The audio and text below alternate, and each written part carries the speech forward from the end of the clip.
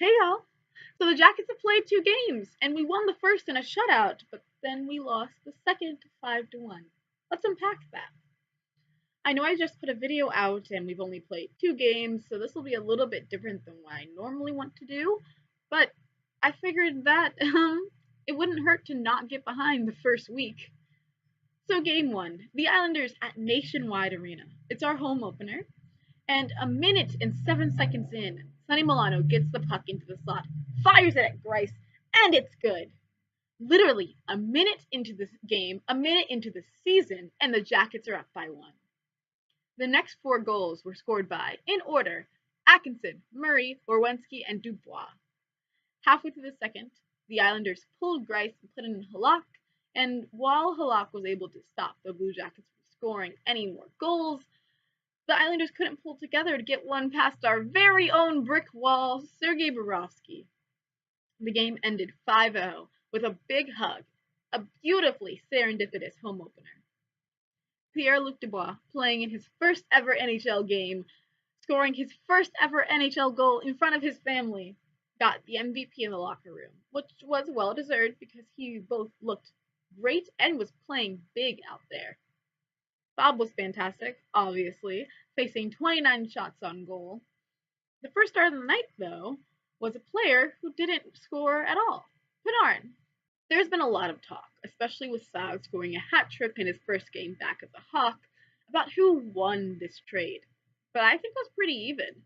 Both teams needed a thing, and both teams got what they needed. Panarin hasn't scored a goal yet, though it's only been 2 games, but he had 3 out of 5 assists on Friday, and a good amount of shots on goal. The Jackets players have been talking recently in interviews about how they were shocked that he was a guy that liked to pass and give other people the spotlight. Most often saying that they had to be ready with their sticks on the ice because if they passed him, there was always a chance it was coming right back at them. And honestly, I'm excited because whether Panarin is racking up the points and goals or assists, a point's a point. Overall, first game was great. The next game, though, yikes. So first things first, we lost by 4 points. The Hawks were well rested, and on top of it, our Columbus Blue Jackets were obviously on the second half of their first back-to-back of the year. Is that an excuse? Not usually, but you have to admit that after a whole summer, or for our rookies, after having never done this before, it's gotta be hard to adjust. The Hawks' defense was smothering. Crawford was fantastic, and our boys were tired. There were also points, however, that our D completely disappeared. Points where I would say that I'm not sure if anyone besides Jones and maybe Rowensky were even sure we were trying to win a hockey game, especially when it comes to Jack Johnson, whom I admire as a person and as a player. God, where was he? I can think that at least two of those goals that we let out were because of something like the defense not being there to cover, people just getting lost or tripping over themselves. It was a mess. Ironically enough, Corpusalo faced this exact same number of shots as Bob did in the game before, 29. He just only managed to let some of them in. Mostly due to his own experience, being left to dry, or that cursed dumb hockey luck. We beat them in shots, as is generally the trend when we're playing a strong team with a good goalie, but we just couldn't turn those shots into goals.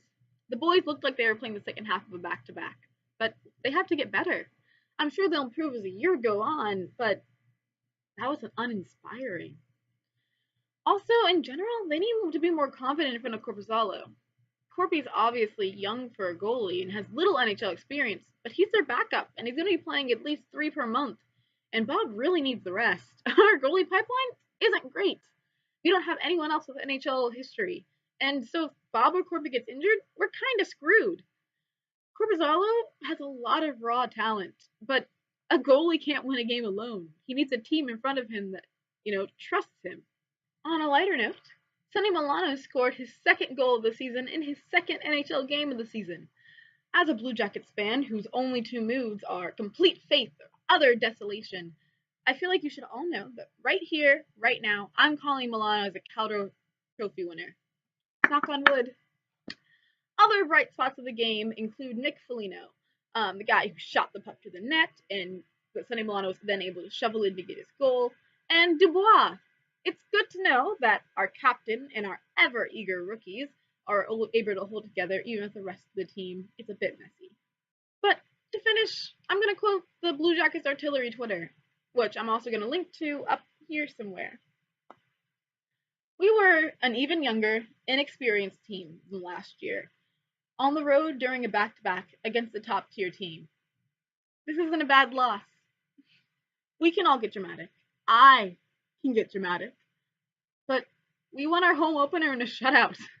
Losing the next game when our backup's in net? It's not too bad. And then with Anderson back from Cleveland and the Jackets brass switching up the lines in practice today, I'm sure the boys are adjusting. Thank you so much for watching. Click like if you liked this video. Click subscribe if you loved it. I'm Lydia. This is Cannon Fire, and hockey is back.